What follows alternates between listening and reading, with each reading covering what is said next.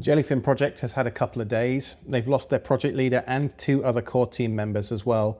So let's talk about what actually happened. Now, I'm in Brooklyn. I'm here for DevRailCon tomorrow, where I'm giving a talk, hence my hotel room surroundings, just in case you were curious. But anyway, on July 17th, Andrew Rabert left the Jellyfin organization. Andrew had begun rewriting its desktop client in December 2025. Now, he says that work will continue independently of the Jellyfin project itself under the name the unofficial Jellium Desktop client. He summed up his reasoning as being burnt out working within the Jellyfin organization, saying the response to how he works had become increasingly negative and restrictive. And of course, we've got to remember that Jellyfin is just built by volunteers.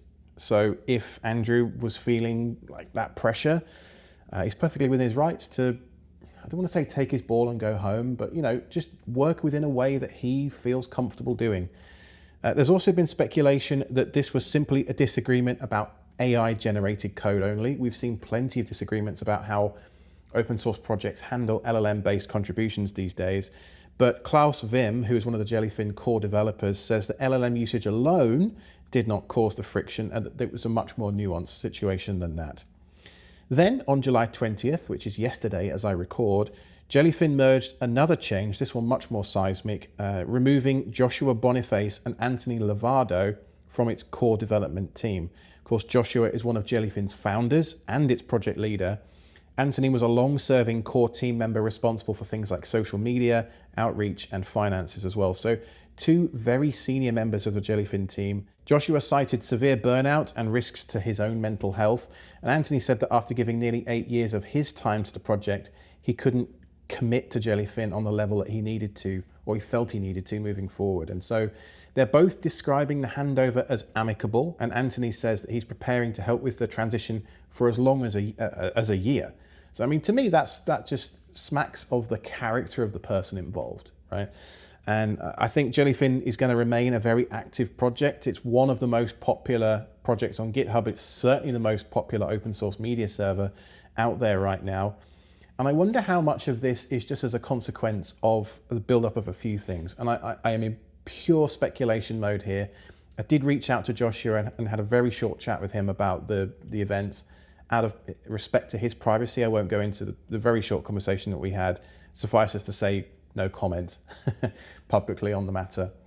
But I wonder how much of this is just, maybe it's been brewing for a while behind the scenes. We don't know. I'm just speculating. But we've got all the LLM contributions coming in. We've got all the new users coming in from the Plex migration that happened over the last few weeks. They've had a lot of eyeballs on them, a lot of attention. And sometimes these things just lead to unintended consequences. Maybe it's been coming for a while. I don't know, behind the scenes.